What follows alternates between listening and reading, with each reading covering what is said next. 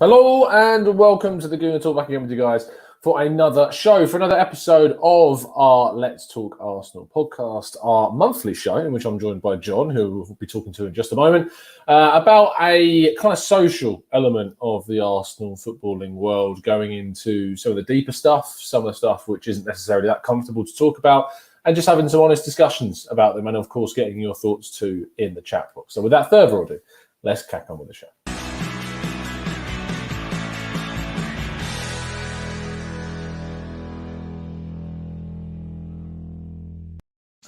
Hello, mate. How are you? Are you well? Oh, I've muted you. That's my bad. That's me. There, you're fine. I'm all right. Thanks for having me on. Good stuff. Now, we did talk about this very briefly before we went on. Obviously, the kind of topic of the show is around the fact that racism is very prevalent in the world of football at the moment, and kind of talking about how we get out of this, where we move on. And what we did on the first show is we talked a lot about social media. Yep.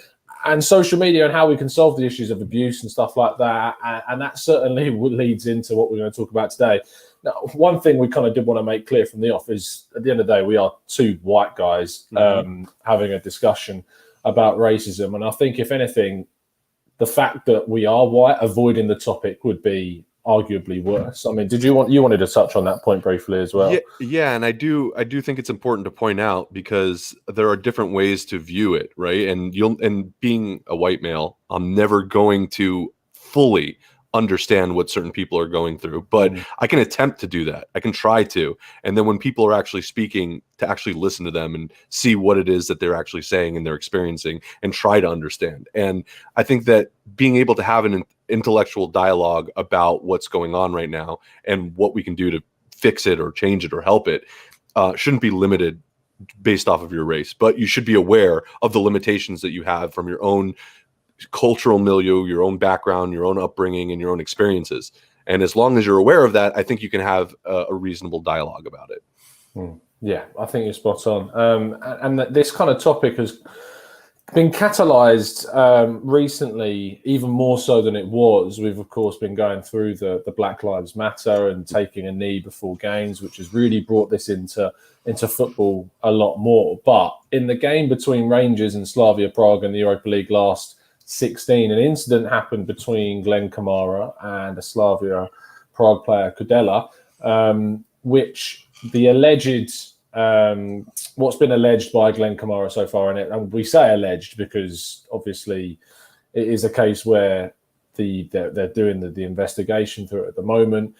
My personal view is that it seems very clear and obvious something has been said in that context, because to see a reaction from Glenn Kamara like we did, and for the player to approach him and cover their mouth in the way that they did, all of that for me implies that something horrific, and that other players around have also come out and said they have heard it, and that Glenn Kamara, by all accounts, according to Stephen Gerrard's interview, is someone that he trusts undoubtedly, and that would not be any inclined to lie or make anything up about this, which I find the idea of making something up about this kind of serious topic ridiculous, to the point where it'd be almost unbelievable. So what did you make? What was your reaction to that incident when it happened, and how do you move forwards, I suppose, from it? So unfortunately, my reaction was not being too surprised about it. And I think that anyone who's been paying attention within the last who knows how long can tell you that it wasn't a surprising event. What's been surprising is kind of the gaslighting, and I guess maybe that shouldn't even be surprising, the gaslighting that's been attempted afterwards regarding what was said. And there's this notion of circumstantial evidence, right? Like, and that's just coming from, and I've mentioned this concept before. Really, you don't need direct evidence of something to show to kind of get a sense of what happened. And the best example of that is if you go to, and I've said this before, if you go to sleep at night and you see the grass on the out your window, and you wake up in the morning and it's covered in snow, you don't need direct evidence of what happened while you were sleeping. You don't need someone to tell you. You don't need a video. You don't need pictures. You don't need anything to know what happened, because the snow on the ground, the effect, is evidence of the circumstances. That being that it snowed while you were sleeping. And when you see his reaction to what was said, when you see the circumstances leading up to it, the anger in his face, the covering of the mouth, and then the thing that everything that unfolded afterwards. You don't need to know what was said. Even when he says this is what was said, you can look at the effect and say that makes perfect sense in context. Like the circumstances were, I think, clear based off of it. All made sense, right? Ultimately. So, this notion that it was some innocuous statement that he made, something about being a guy or something, you effing guy. Nonsense. It's complete nonsense. What is that? I mean, that's an attempt at gaslighting and minimization. And guess what? To do that is even worse, in my opinion, than if he had just said, like, in the heat of the moment, it's still not justifiable. It's still not a valid rationalization, but it's at least an explanation that doesn't insult our intelligence based off of our everyday experiences with life and reactions of people. Like you saw there was something there that was said that was really bad and really incendiary and immediate. And you look how immediate the reaction was. It was not like he had time to think about it or whatever. It was a visceral reaction to what was said to him. And his explanation of what it was, when you look in context of what is going on in certain parts of Eastern Europe, and this is not all Eastern Europeans, but you saw the reaction of their ultra fan group, which we'll get into. Yeah, it just contextualized. Yeah, and it's terrible, and it's endemic to a broader problem that's going on not only in football but in society. Yeah.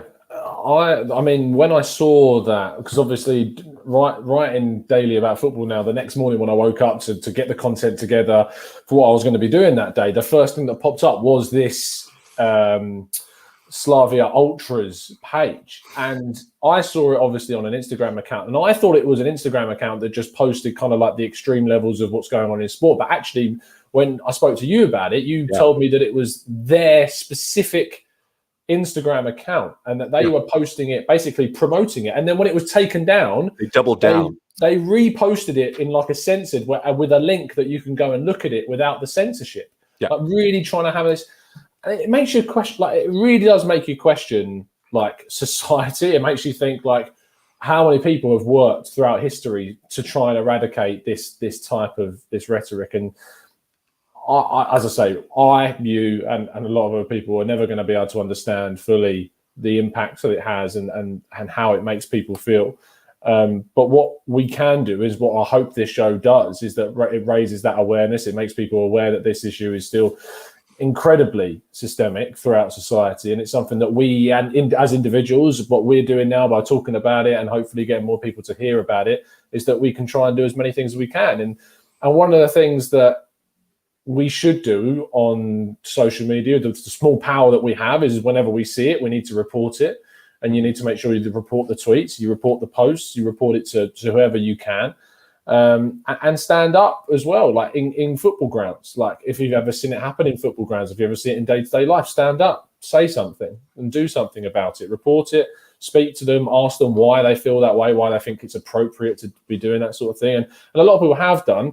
Now we're in a situation where Arsenal are playing, and this is obviously the link into, we are an Arsenal-specific channel, and the link into this being that Arsenal are playing Slavia Prague in the next round. And there's today it actually broke that the Scottish police are investigating this now, and should Kudela return to the UK, which he is scheduled to do because we're going to be playing Arsenal, they will want to speak to him. And because you're the law guy, I'm not in with the law at all. But like because obviously it's happened in Scotland, within the UK, they've then travelled back to the Czech Republic.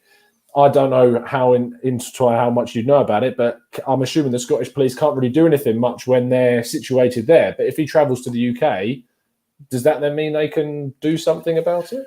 I mean, that's a great question, and it really depends on the kind of laws that exist as to what could actually be prosecutable or punishable. And then it really depends on how they can connect the crime to the UK and whether they would have jurisdiction to enforce any kind of law that did exist.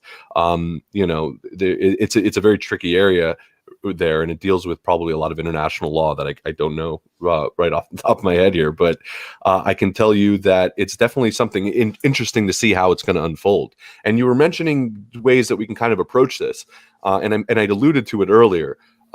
just approach this topic and how we can actually discuss it. And I think one of them is also, besides just sort of reporting things that you see and all that, just listening, because people tend to have this position where we think we know, we all think we're very smart, and we think we know a lot of times more than we do. And the reality is we definitely don't know what it's like to walk in certain people's shoes, and to listen when someone says something, to be open to learning something new and realizing that you don't know as much as you think you do. And I think if more people do that, I think you would be able to have a more intelligent, meaningful dialogue about these kind of issues, rather than everyone just trying to talk over each other and trying to, just show that they're within a certain group of people that is supporting someone else, right? They're not actually listening, they're parroting. And really trying to understand, knowing that you won't fully understand, but you can try. And then I think that's important as well. Racism in sport have linked together, obviously, very much recently over the last, I suppose, during the lockdown with the incident with George Floyd, which then sparked the Black Lives Matter, leading into, in specifically football, the players taking the knee before matches. And obviously something that we do on LTA is that we have an open dialogue, and we have where people are entitled to their opinion. And as long as you are respectful and you are putting across a point of view in a respectful manner. Kaz in the chat has said that Black Lives Matter and players taking the knee have made things worse in the UK. Ray Anderson replied by saying, I don't think it makes it worse. We are just hearing it more because back then some players didn't want to say it. Also, there is many more stupid people online. And Matt G replied by saying, how could raising awareness about racial injustice make things worse? And the point is, I'm glad that Matt and Ray, you've responded to that specific comment in the very level-headed manner that you did, and fair play to you for doing so. I mean, what do you think about that in regards to, because I've seen some players of a different background say that they no longer want to take the knee, mainly because they don't feel it's having an impact. I don't feel anything is changing. And arguably they're right. We are still seeing, we've seen this thing with Slavia Prague. We've seen Jude Bellingham recently tweet out the abuse that he received on social media. What's your kind of view on the taking a knee situation? So I guess the caveat to any kind of explanation I have is I'm obviously not in the UK, so I don't want to propose to know exactly what is going on over there and what is helping and not helping. It goes back to what I'm saying. All I can do is what I've heard and listen to people who are influenced by it and impacted by it. And I can say that from what I would imagine, at least part of it has to do with perhaps just the pomp and circumstance of the kneeling. That when you've kind of oversaturated something, it tends to slightly lose its meaning. I think in the beginning it was very impactful, but as it's just become, almost just perfunctory, it's not necessarily some kind, it tends to lose its meaning in that regard. And it can't just be an empty gesture, where everyone has to do it for the purpose of it. There needs to be more to try to increase this dialogue. The dialogue is not now about racism anymore. It's about whether this kneeling is helping anything. Yeah. You know what I'm saying? And that's exactly the problem. It needs to be about the underlying issue. And the problem is that nowadays, because of social media, because of just the way things are, these kind of displays tend to get politicized rather than dealing with the underlying issue that it's supposed to represent. It's now it's about the act itself and not what the act represents. Yeah. And I'm not sure there's a clear-cut answer on how to fix that, other than making sure that you realize what the meaning is of the act itself and reiterate that, and to have a pervasive and continuing dialogue about what the act represents rather than the act itself. I've looked at the taking of the knee, and at the start I was like, this is a great idea, like make as many people aware of it as feasibly possible. But the longer it's gone on, the less it's changed. It's made me think it feels a little like an excuse to say they've tried something in a way. And sorry, because it just made me think. And then to answer the question of whether it's made things worse, I don't necessarily think it's made anything worse. Like I said, you could probably speak to that better than I can. But if it had succeeded in anything, it's put this notion of race in a constant dialogue in an area where it's getting a lot of exposure. And the problem may not be that it's making things worse, but whenever you do increase the exposure of something and you have a dialogue about it, more opinions that may not have been had or expressed about those things because it's reaching more people start coming out, which is kind of a scary thought, because essentially what that would mean is you're starting to it's not that this wasn't always a problem. You're starting to hear more people take offense to it or have Did you problems see with it. when fans returned? I'm not going to name the clubs because I'll end up forgetting a club, and I don't want to see like I'm saying about specific clubs. But there were some clubs that the fans in attendance booed the players taking a knee. I heard about that. And like I'm all for someone saying, like, if Sam, like I'm open to someone turning around to me and saying that I don't think players should take the knee anymore because the impact that it has. I mean, Omar in the chat has suggested he thinks that they shouldn't no longer do it because it's not having an impact anymore. Okay. And that's completely fair enough if that's your view. And then also JGC in the chat says, are they going to take the knee forever? And when/if it stops, what message does that send? Because arguably they put themselves in a very difficult situation, because when it does, which you would think, can they take the knee forever? Some people would argue they should do until racism stops. Yes, you should take the knee forever.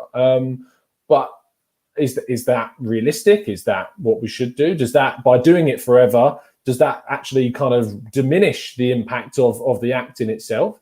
So, because I heard an amazing story the other day, I can't remember who it was, but it was a black guy, and he said that his son, like from watching it on TV now before he plays football in the garden with his son will take the knee.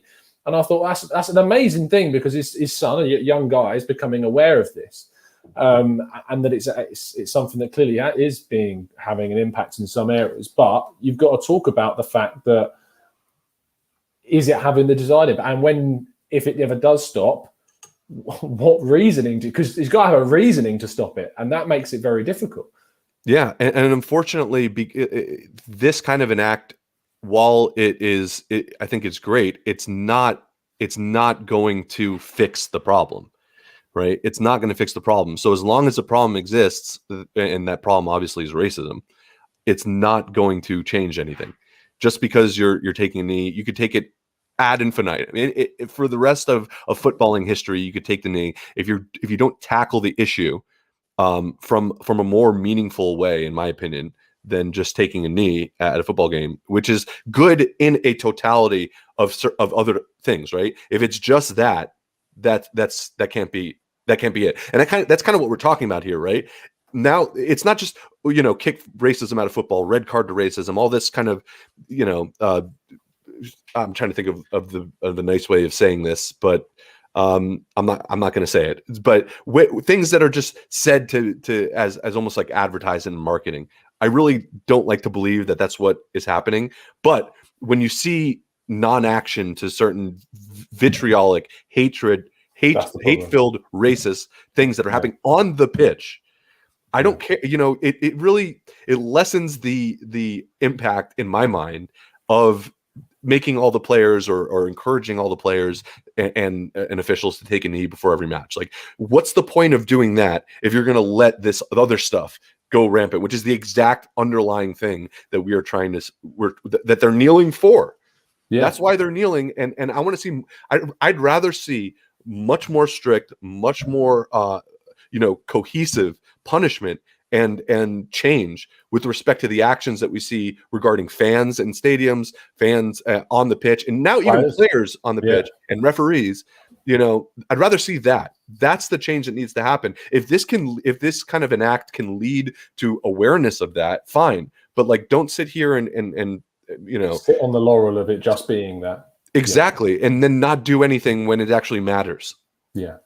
Clive in the chat, Clive, obviously the Arsenal Vision podcast and friend of the show, says the taking of the knee was player driven. Best thing about it is the togetherness. Everyone does it, and it's huge. And I get that point 100%. And I think that seeing it, and that's one of the things that struck me, is seeing it every single game and seeing everyone do it, the coaches, the officials, the players. It's a huge message and it's a huge statement.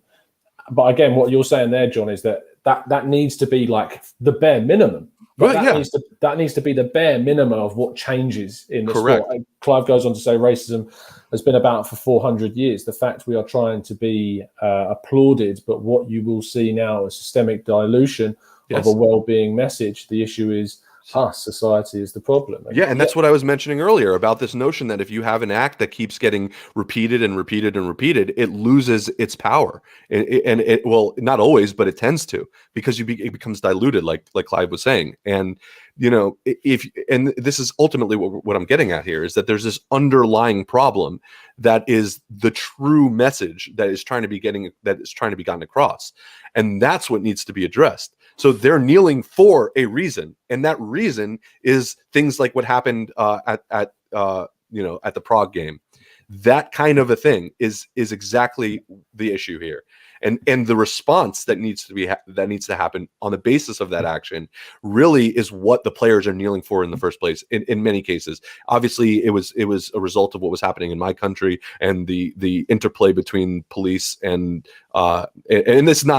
this is not just my country, it's all over the world, but obviously it kicked off in a massive way, especially during COVID, and it has been kind of brewing for a very long time. And the reality is that unless you address the societal aspect of it, like Clive was alluding to and I was alluding to earlier, it's not going to change anything. And it is just a perfunctory action. Yeah. The kneeling is just a perfunctory action. It means, I don't want to say it means nothing, because I think it means a lot, but unless there's an underlying change in the current context, the impact is very little when, obviously, and the idea as Clive put forward of togetherness, that's 100%. But it's then what happens now is that can't be it. Like that, the authorities can't go, well, we're taking the knee and think that's where things are now good enough. We're making people aware. It's not awareness is the minimum. Action is what needs to happen, and it's banning players, it's banning teams, it's disqualifying, it's banning fans, it's banning grounds or whatever, which I know obviously with the times we're at the moment you can't have that same kind of thing. But amazing how that even with no fans in stadiums, we are still having this issue. Like before, it was always about like racist abuse being shouted from the stands, and then or in a subway car. Yeah. And now it's a case of fans online. It's a case of posting pictures of horrific messages, and that nothing's changing.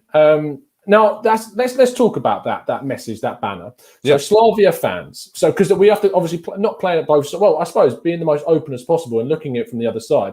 Slavia fans hold up a message. An extreme, very select group of fans hold up that message.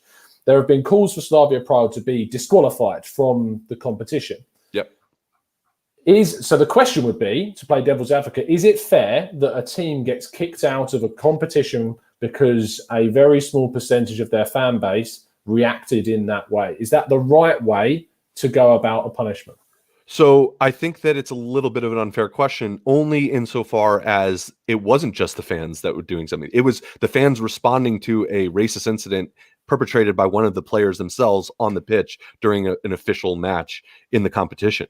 So if it were just their fans' behavior, I think that there needs to be some kind of punishment for it. But whether banning the team itself from the competition would only make sense, in my opinion, if the team itself wasn't culpable, which here they are, or there wasn't a history of malfeasance on behalf of the team and or fans. Like a tier system where a number of offenses. Right. Meaning if this was something that's happened before, and that the team knew about this, which I'm sure they knew about these fans and these ultras, and didn't take the precautionary steps, in my opinion, they're just as culpable.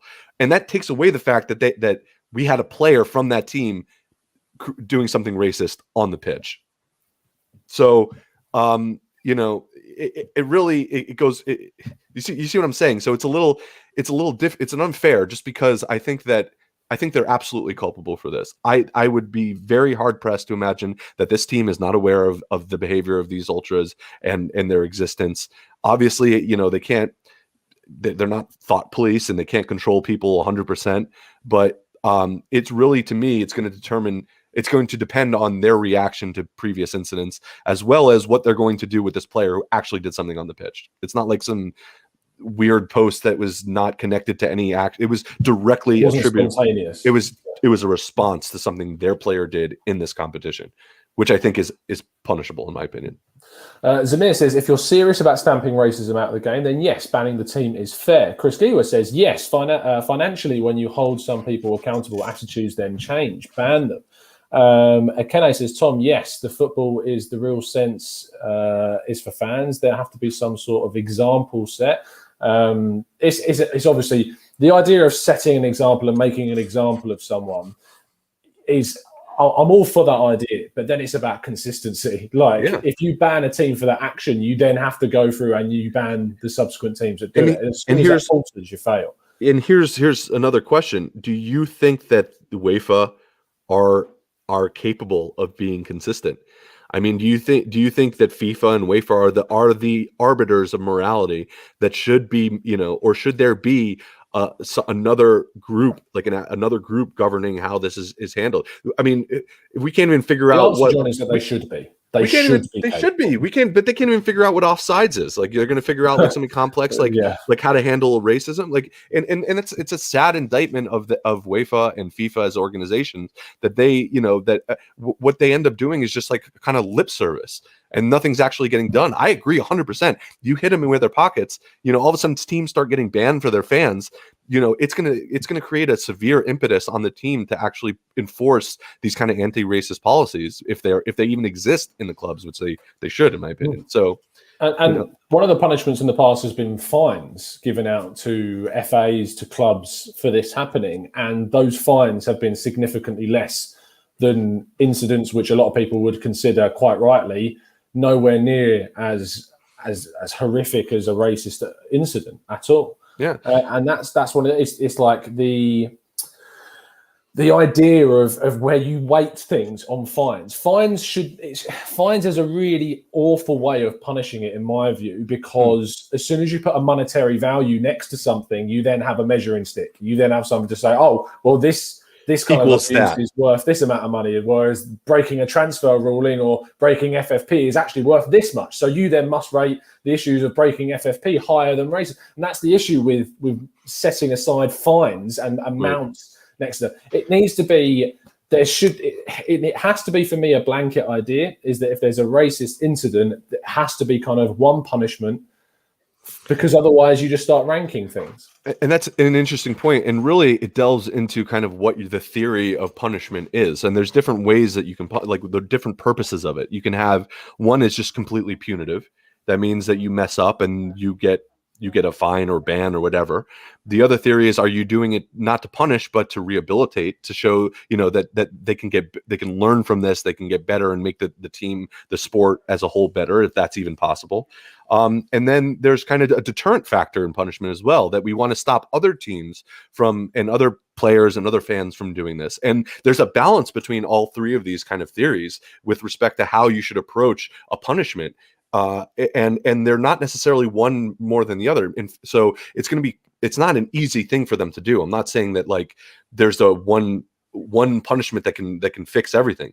It really depends on what, and they need to sit down and have this conversation, is my point. They need to figure out what is their purpose. What are they trying to do here? Are they, I think it's a mixture probably of all those. There needs to be some form of punishment. There needs to be a deterrent for other people in the future to act in a certain way. And there needs to be some way to kind of rehabilitate either these fans or these players and educate them as to what's going on. And, I think that underpins a lot of this. And we're not going to fix society by taking a kneel.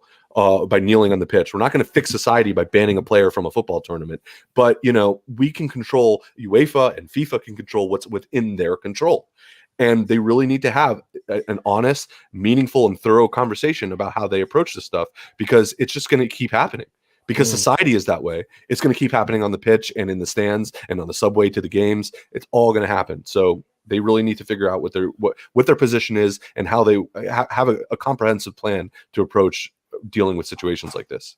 Thanks for the comment, Clive. I do want to address this from Harry, obviously from Chronicles of Laguna, and you can find him at the Same Old Arsenal as well. Me and Harry are going to be joining Drew and Jess and Luke, I think it is, on the Yammer podcast tomorrow. So make sure you check that out, 7 o'clock, I believe, UK time. He says, kick Slavia out. It's the only course of action that will prove as a deterrent going forward. Now, I'm going to play devil's advocate to that, John, and say that the deterrent, if you say kick the team out for abuse, what is there to then stop? Say Arsenal are in the final of a European competition.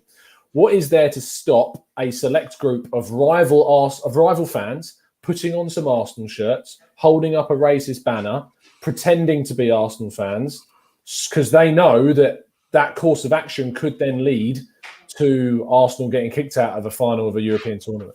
Well, That's assumingly there'd be some investigation and due process. And is that a possibility? I think yes, but I would imagine that there should be some better form of investigation that can unearth that kind of behavior that would, because clearly that would be unfair, right?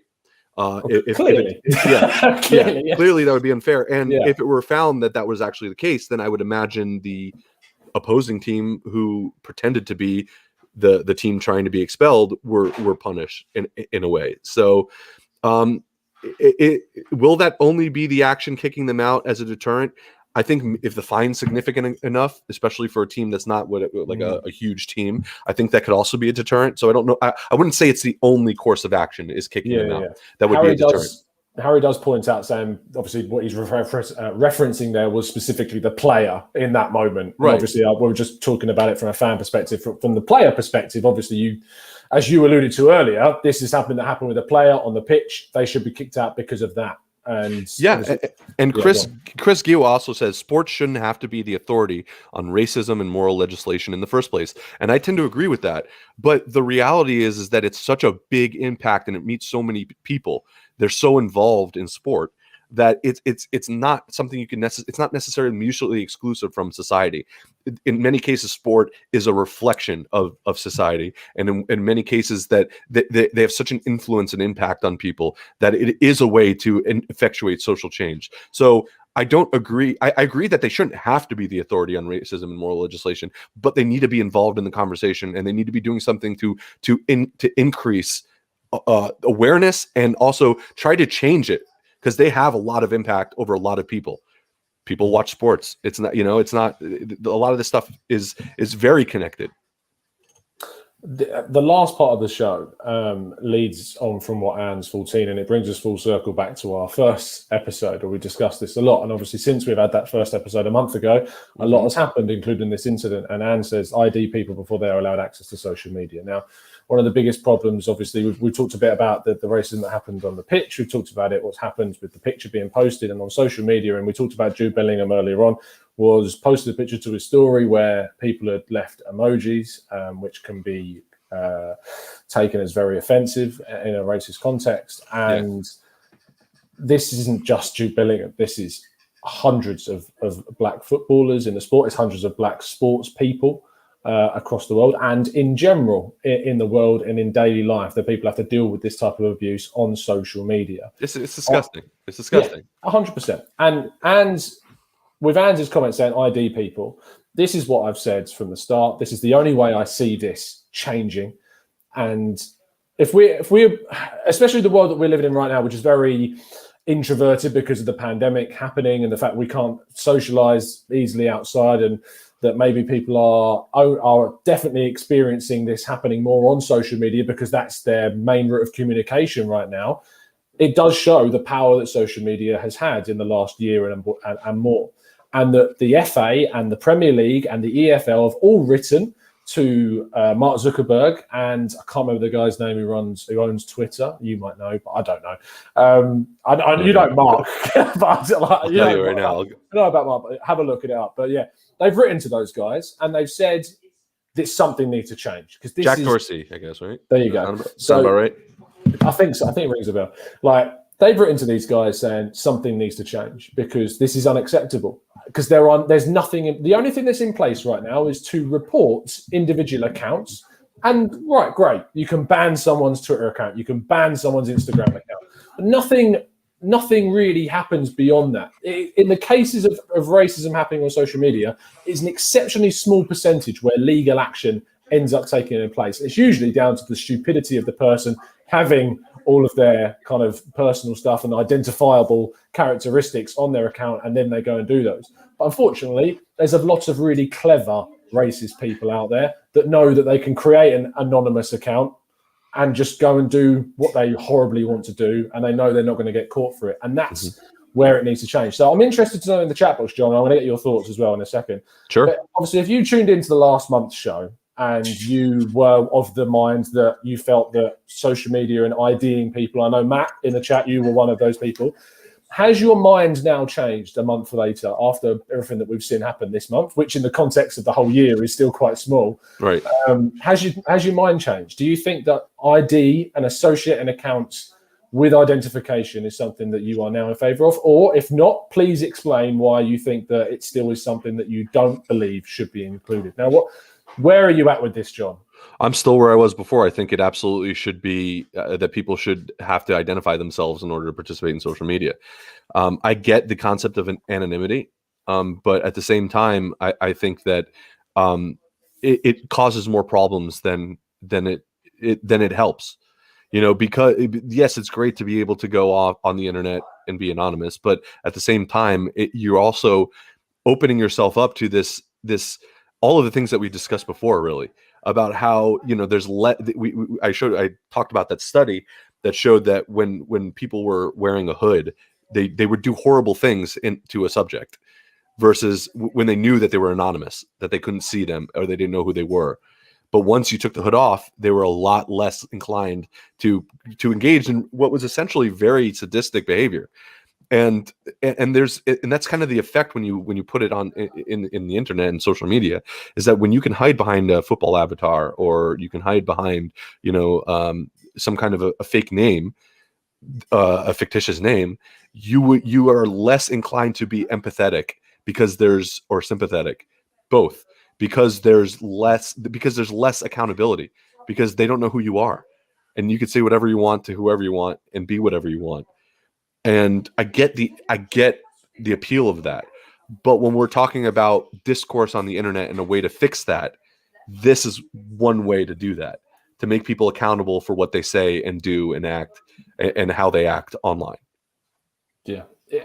It will not change until I genuinely believe that you would not cut out, well, maybe even cut out, but if there was identification with every single account on any social media platform, and by identification I mean like your name, your address, etc., identifying factors. Yeah, it would help, and it's not just people either. There are also like these bot accounts that do the same thing. So it's not just a case of people who are making fake Twitters. There are also these like literally robots going out there and spreading disinformation, and I don't know how you fix that. I mean, other than to create some kind of an algorithm that locates and destroys. It sounds like something out of Terminator, but locates and destroys these bot accounts. Which is it's crazy that people would even go through the effort of making these things. But I guess it makes sense when you consider there's a lot of money in this. Someone's paying for this, or I can't imagine someone's just doing it for fun. Although I guess I could. I think that, in my view, how you implement this is that you say that you give everybody 2 months, 3 months. You don't do it immediately. Like tomorrow, you must have attached a new ID, and I think that would shut down a lot of the bot accounts as well. Yeah. And after that 2-3 month period, if you have not yet attached your identification, or if you've not filled in your details, and it needs to be verified too, of course, which takes time, then that's why you give the time frame. And if you've not done it within that time, then your account gets locked, as in like it still exists, right? But you can no longer tweet from that point. So there's two issues that I see. Or one, first of all, one thing that I was thinking is perhaps you could still be on the website, but you can't retweet, you can't comment, you can't reply unless you're verified. So you have access to the information, but you can't interact with the information unless you're verified. And the other thing, the only, and this is like the devil's advocate position, is that opens up, because I don't trust any of these companies with personal data. I mean, the big data is probably one of the most, immensely profitable things that is traded left and right. Facebook, Twitter, everything. So I get the other side, that I don't want to give my information to these big tech companies because it's just going to get sold, and I'm going to start getting, I mean, I don't know about you, but I'm sick and tired of getting phone calls about my extended auto warranty. I don't know if you guys get those in the UK. I don't get that. No. Anyone in the United States is inundated with calls about your extended vehicle warranty and things like that is just I know we're kind of going off topic, but not really, because it goes to a fear that people have regarding putting their personal information on the internet, that it opens them up to being sold, to being doxxed by other users on the internet, being, having personal financial information taken from you. I get that. And it's a balance between internet, security of your data and the need to kind of regulate this horrific behavior that's happening online. Is there the counter for me would be then, look, if you don't want that, then don't have social media. And some people might say that's not fair, but at the end of the day, this is what we have to do to stop this abuse. This is what we have to do. You may not like it, and you may have never racially abused someone in your life, and you are suffering because of that. But unfortunately, sometimes to do the right thing, we have to do things and we have to make sacrifices. And that would be my argument. I think that that's a fair point. And I think that, there is a certain social contract that you enter on a day-to-day basis. That could be what the social contract is for engaging in social media and online activities. Yeah. If that becomes the standard that, like, look, and then it comes to another point. Has social media become almost a right for people to access information? And if so, is it really enough to just say, if you want to engage in this, you have to do X, Y, Z. If you want access to this information that the rest of the world has, you have to do X, Y, Z. I think there's another argument that maybe as a right of access to information, you can't regulate it in that way. I don't necessarily think I agree with that point. I think where it comes on the scales for me in terms of a balancing test is the need to do something to fix the social dialogue. And that outweighs whatever kind of potential impact or fear that you might have related to putting your personal information out there. And then the other issue is that, does this actually fix the underlying problem? No, I don't think it does, but it at least regulates a big portion of how information is shared and what people can actually, and it's one thing to have an idea, right? And never say it and never act upon it. But when you're seeing, that idea reflected all across from people all over the world, it almost reinforces your beliefs and your notions and strengthens them. That could be a positive thing or it could be a negative thing. And when you give a platform to this hate speech, I think that you start seeing a lot of problems that we're trying to kind of to try to kind of eradicate here. And I don't know if there's a sufficient way of dealing with it. I know that there's arguments on both sides of it, and that's what makes it such a complex, difficult issue. Yeah.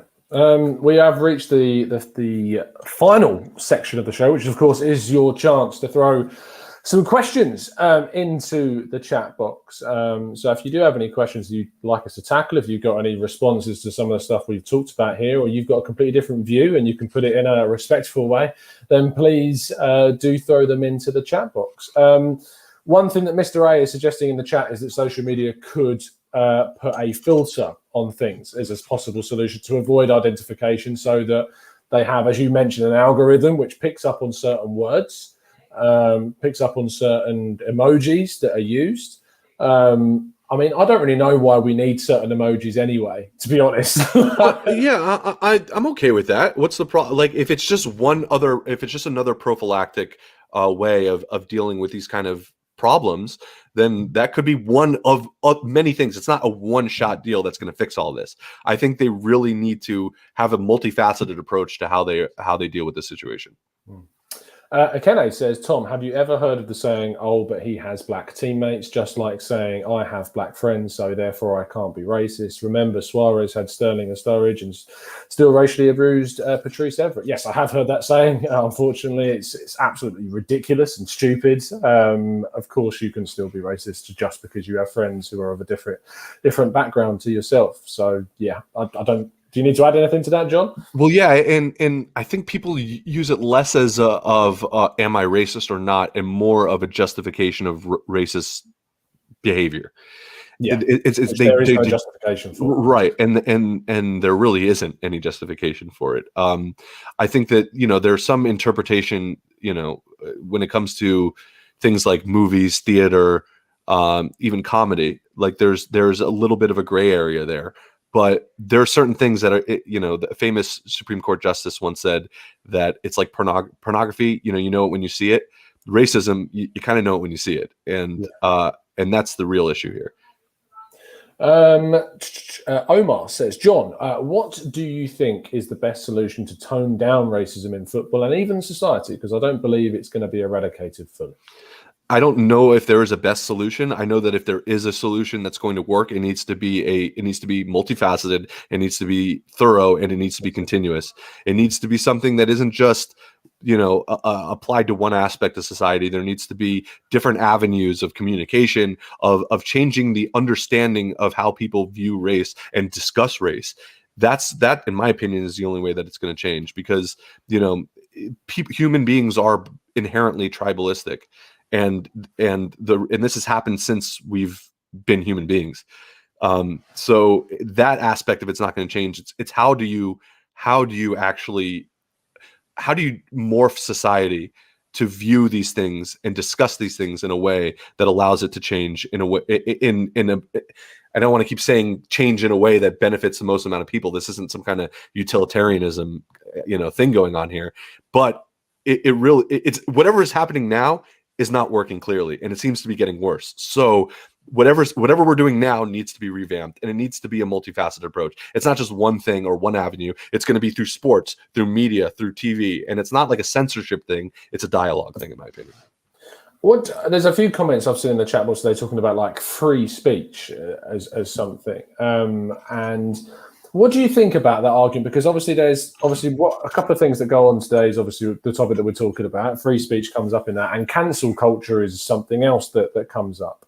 Yeah. And I'm not a fan of cancel culture personally. I think I'm very much down the line of I want to give a person the opportunity to reform and to change and to show that they may have done wrong in the past, but what they're going to do going forwards is going to be different, and that they can change.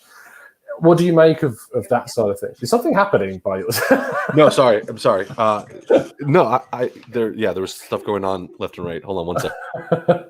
I just think that when it comes down to cancel culture in general, and when it comes to that, racism as an issue, and cancel culture and free speech and all that, for me, they're separate. Like racism is a no, it's a full stop. There is no deviation between that. Racism is unacceptable.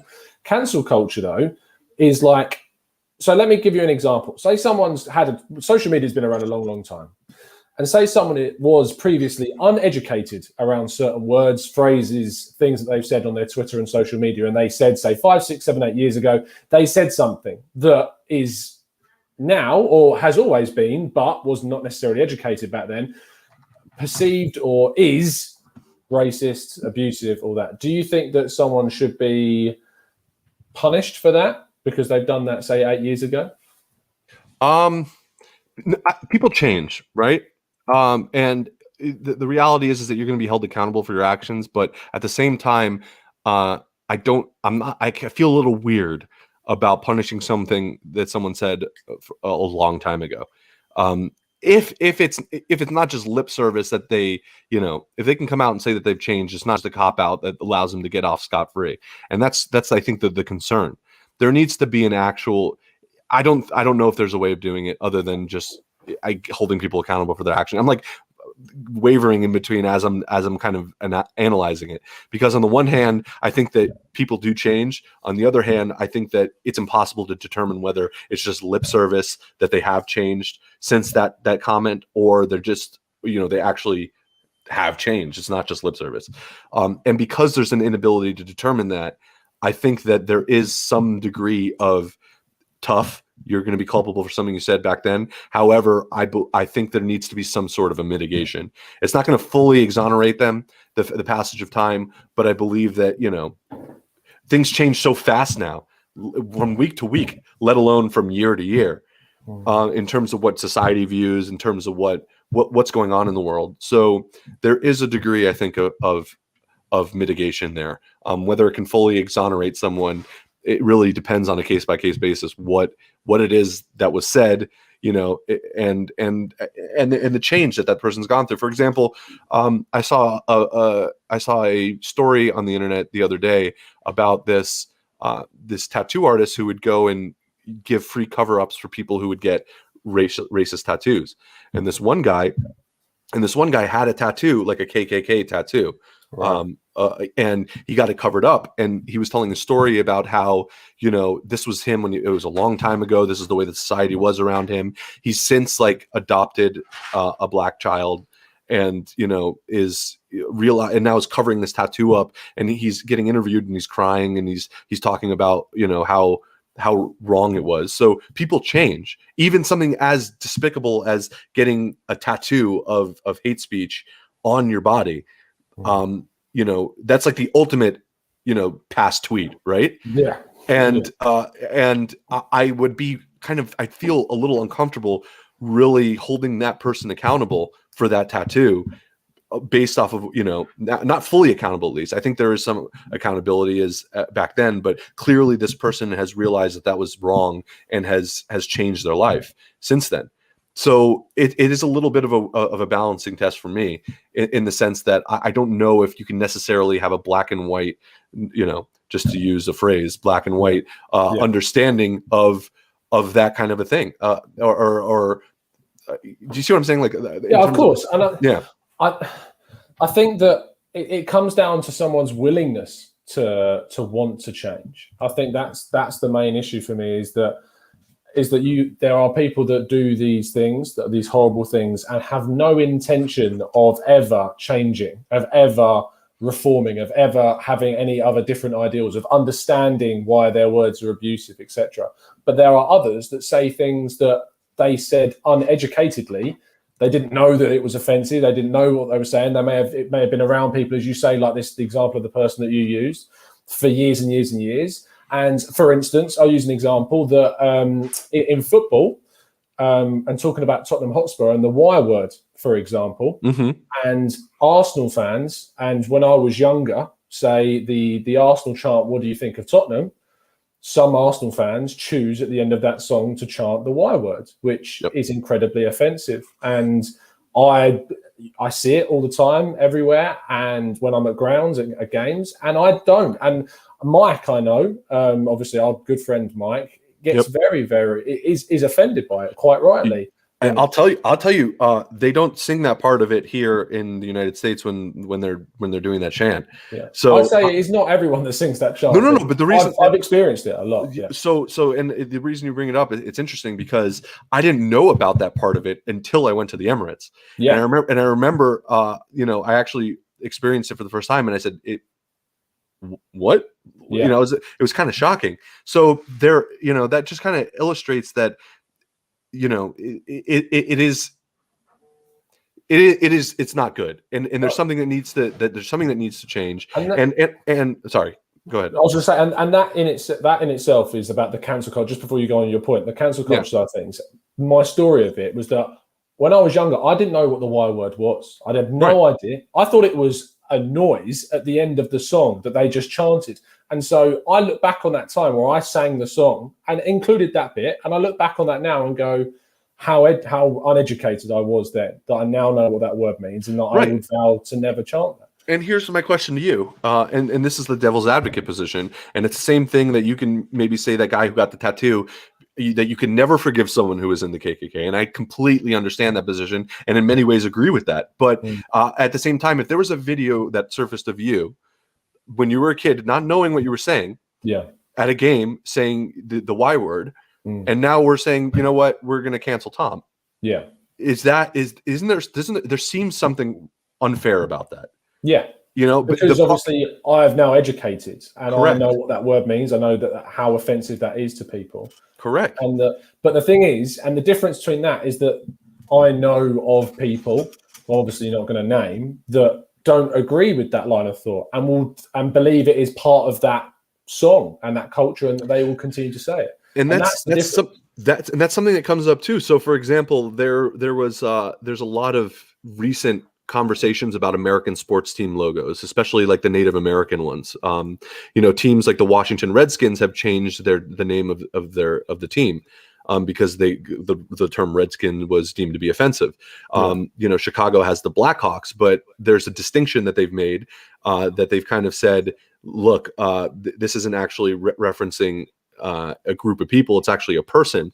And this is, this is something historical to Illinois, which is the state that Chicago's in. So, it's a bit different story. You look at something like Zwarte Piet, which is a holiday tradition in the Netherlands, which is extremely offensive to many people, but they've deemed it to be cultural and historical, so that they've kept it as well.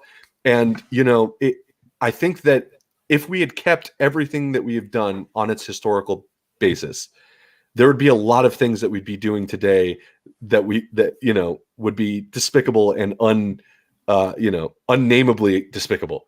So, this notion that there's a history behind it, I don't think is a very good argument. I see why you would say it. Like, this is just something we've always done. That doesn't make it right, though. And it doesn't mean that you can't change it once society has changed, because society is always changing. What we experience now is not the same thing that was experienced back in, whenever, even 10 years ago, almost 5 years ago. So it's something to consider when you're making an analysis like that.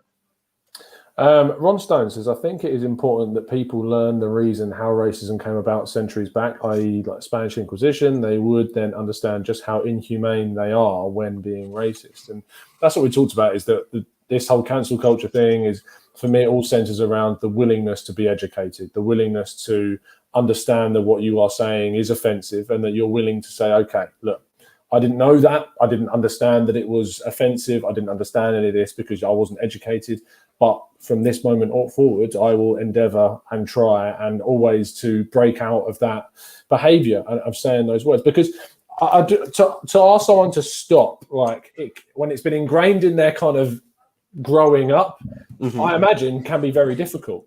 Yeah, for some people, really, because they don't associate it with anything wrong. They associate it with the happy memories they had with their family at the games and whatever. And also, if you go to, say, a game where that chant happens in the ground, and there's hundreds of people that are chanting it, or say if you're on a train or if you're at a pub and there's lots of people, to stand there and be the one that doesn't, I imagine for some people would find that tough, especially if all their friends, very close friends, are shouting and they see you not chanting it, and then they question you, why aren't you singing it? Correct. It must be incredibly difficult for some people. Yeah, and for me, though, that's the kind of like Nuremberg defense, that everyone was doing it. It was pressurized, that they were just following orders or whatever. And I guess that's why you say fair play to you for not singing it. And if your friends or the people around you can't understand or aren't willing or criticize you for that, then they're not very good friends. This is probably But look, I don't want to minimize the effect of social pressure on people and how to in changing behavior. It is absolutely very real. And in fact, it's kind of circles back to everything we've been talking about today, that if you can change, and that's one of the benefits of maybe the kneeling and the discussions that we have regarding around this issue, is that if you can change that so that instead of feeling social pressure to do something negative, to increase the social pressure to do something positive, which is where maybe this cancel culture comes from, and the threat of being canceled. It's really a scare tactic, to be influenced, to influence people in a society whereby they are influenced by social pressures, which we are, for the same reason that you may feel uncomfortable not chanting something when everyone around you is doing it, or why you would not go, you wouldn't go to an Arsenal game wearing a Tottenham shirt in the Arsenal stands, right? Like that, it's something it would be very, very taboo, and you would get visceral and immediate responses to it that would likely influence a normal person to not do it again, unless you just don't care, in which case nothing anyone's going to do is going to affect you.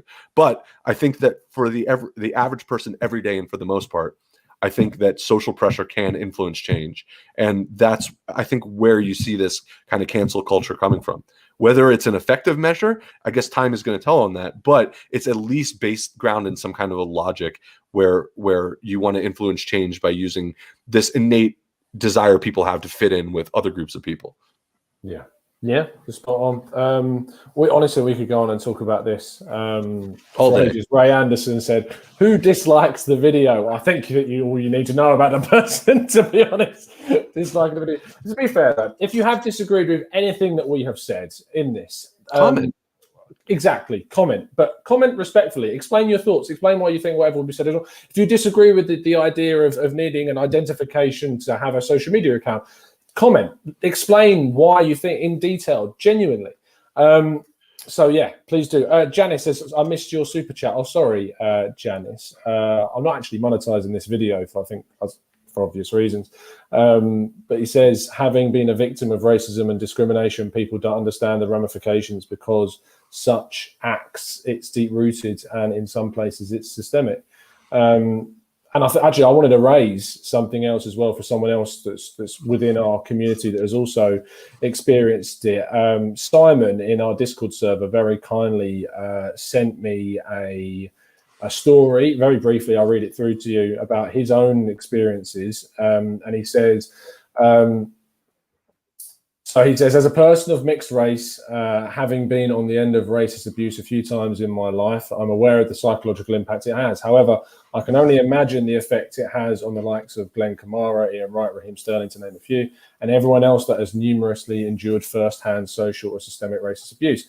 Whether players or clubs need to be removed from competitions, whether protocols need to be more drastic, or whether punishments need to be more severe, the talking needs to stop and actions need to be taken. One of the many reasons I started supporting this club is because of its renowned ethnically diverse fan base. It's a really difficult word to say. Yeah. I'm sure all Arsenal fans have had more than enough of this sickening narrative. Yes. As a proud Arsenal fan, a football fan, and a human being, enough is enough. Come on, you Gunners. Enough is enough, I think, sums it up extremely well. And it's a problem that's not going to be fixed immediately, and it's not going to be an easy solution. But there needs to be this collective enough is enough. And maybe that's what's happening. We're just so sick of hearing about racially charged incidents that, how can you be like that nowadays with such a connected group of people across so many different cultures and backgrounds? Ignorance is not an excuse anymore because the information's out there. Ignorance maybe was an excuse before the invention of the telephone, and that you only knew what your parents told you and your pastor or your rabbi or whatever, the people around in your community, what your friends said, and everything else was hearsay. There's so much information, there's so much connection among people right now, there's so much access to different views about life, about being, about race, about everything, that you can't fall back on that anymore. It's not an excuse. Yeah. That is going to conclude today's show. It's been a pleasure, John, as always, to sit down with you and chat about the real stuff and get down to the really important facts and discussions. Appreciate your time, mate. Yeah, absolutely. And, obviously it's a discussion that can keep going and should keep going. And I don't know if there's a solution to any of it, but it's important to try to understand, to listen, and to at least discuss it and have a dialogue about it, because, that's the most important thing. If it's going to change, it's going to be because people are listening to each other and talking about it and coming up with solutions, or at least identifying problems. Yeah, but exactly. Sorry, I can keep talking about this. I appreciate you. No, exactly. And that's why we are going to keep doing these shows every single month. The Let's Talk Arsenal podcast is going to be a monthly thing. We've done it last month. We talked about a lot of social media stuff. And today we talked a lot about the racism that's going on within our fantastic sport, which is unfortunately got this underlying issue that it's not even underlying anymore. It's very much to the surface that needs to be dealt with a lot more differently. If you have enjoyed listening to us, have a talk about it, and even if you've not enjoyed it because you don't agree with us, as we said, please leave a comment, let us know what you think, drop a like on the video, subscribe. Keep it civil though. Keep it simple. Of course, yeah, that's the whole point of this, is that we've built a community here where everyone respects each other 99 times out of 100, and those that don't, we get rid of them. So that's one way of doing it. Yeah. So there you go. We will see you again tomorrow. It's Thursday today, so Friday means we're doing the Let's Talk Arsenal usual Friday show at 5 p.m. I'll be revealing which one of our TGT expert members and ambassadors have won the free entry into the Ian Wright Bruised Banana signed shirts, which is a fantastic prize. If you haven't already got a ticket, you can, I think there still might be a few available. Link is in the description to football prizes, so go check them out. But yeah, we will be back tomorrow, 5 p.m. UK time. You can find John at 305 Cast. You can find myself at the Gunner Talk TV or at Tom Canton Media, and also at 101 Great Goals. There's some interviews going up on there. We spoke to Cole Bassett today from Colorado Rapids. If you want to go and read that interview, some really good stuff about his trial at Arsenal. So there you go. We'll see you again very, very soon. And as always, up the Arsenal.